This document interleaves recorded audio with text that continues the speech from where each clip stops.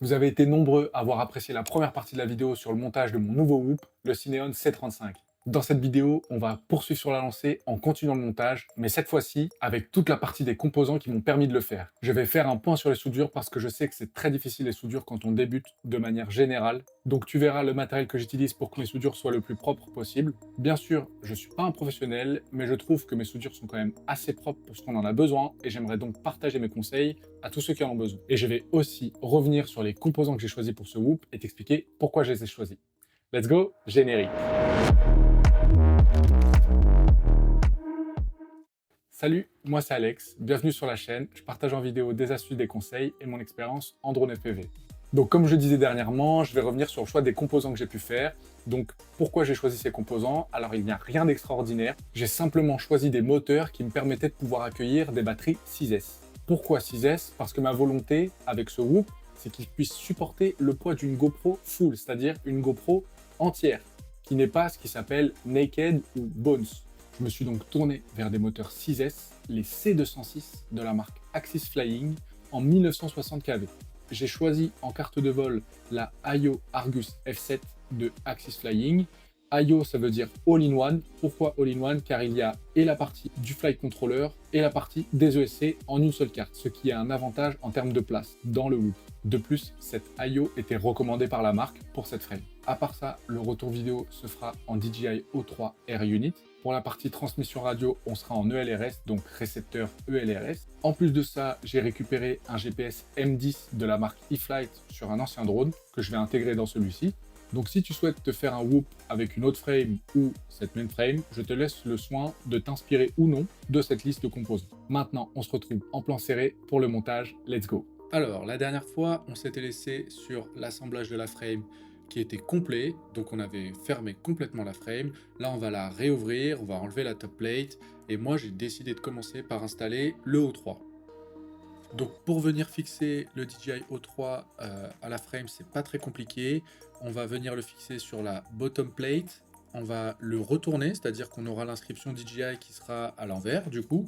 On va retirer les 4 vis qui sont sur le dessus qui servent à maintenir les caches de protection. Donc vous inquiétez pas, on laisse les caches. On va venir le fixer avec les vis M2-12 et on va venir serrer bien fermement au niveau des 4 coins comme on voit ici. Donc voilà, rien de compliqué. Ici, on voit bien que le DJI O3 est à l'envers. On en profite pour mettre dans l'ordre le TPU GPS et le TPU de l'antenne. Donc voilà, notre O3 est installé avec son antenne. J'en ai profité pour installer la caméra à l'avant sur les camplates. Donc j'ai utilisé les vis qui étaient fournies avec la caméra. Rien de compliqué.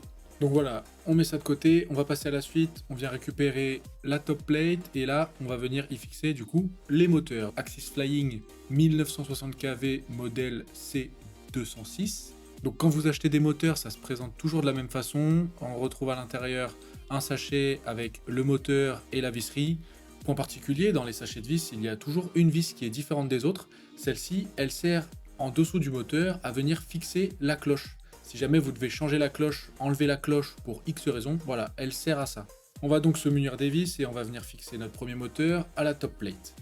Il est important quand on visse le moteur à la frame que la tête de vis dépasse vraiment d'1 millimètre, moins d'1 millimètre et qu'elle soit en aucun cas en contact avec la cloche ou le cuivre du moteur car ça pourrait causer des gros dommages.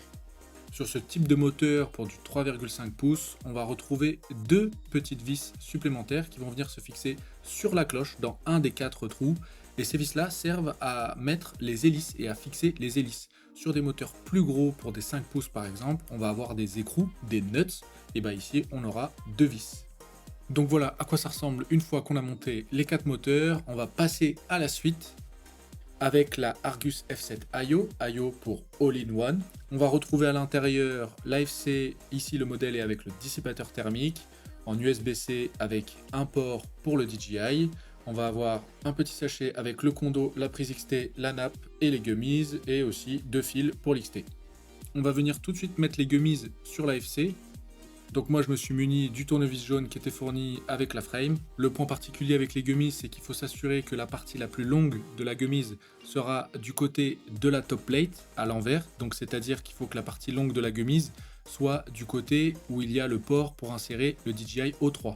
c'est important car on va avoir le strap LiPo qui va passer entre la FC et la top plate.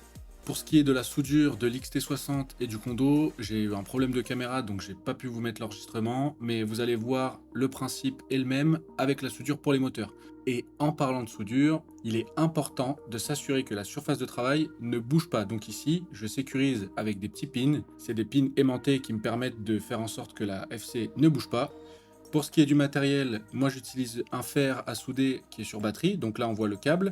C'est un câble qu'on met directement sur une lipo. Et le fer en question, c'est le TS101. Donc ici, pour les soudures moteurs, moi je vais me mettre à globalement 370 degrés. Maintenant, pour préparer nos pads, on va utiliser du flux. Donc ici, c'est du flux en stylo. Et surtout, le très important, c'est le no clean. Il faut que ça soit du flux no clean. Donc vous inquiétez pas, je mettrai en description tous les liens. Comme ça, vous pourrez aller chercher directement si vous en avez besoin. Donc on vient appliquer ça sur les pads pour les moteurs pour préparer le pad, pour qu'il y ait une chauffe uniforme et que l'étain adhère directement sur la partie métallique. En ce qui concerne l'étain, moi je vous recommande vivement l'étain de la marque TBS. J'en ai acheté plusieurs. Moi je vous recommande vraiment l'étain de la marque TBS. Je vois une vraie différence sur les soudures depuis que j'utilise celui-ci. Donc le process pour faire une soudure, c'est simple. On met du flux, on impose son fer qui est à la bonne température sur le pad métallique et on vient glisser petit à petit l'étain pour former une petite boule. Cette opération, ça s'appelle l'étamage. On va étamer le pad. En résultat, on doit avoir une belle boule bien brillante. Faites attention à ne pas mettre trop d'étain pour pas qu'il y ait communication entre deux pads. Et maintenant, on répète cette opération sur tous les pads moteurs. Je précise que ce process d'étamage, il s'applique tout le temps. À chaque fois que vous voulez faire une soudure, il faut d'abord étamer, préparer son pad et aussi après son fil. Donc ici, on est en train de monter un Whoop 3,5 pouces.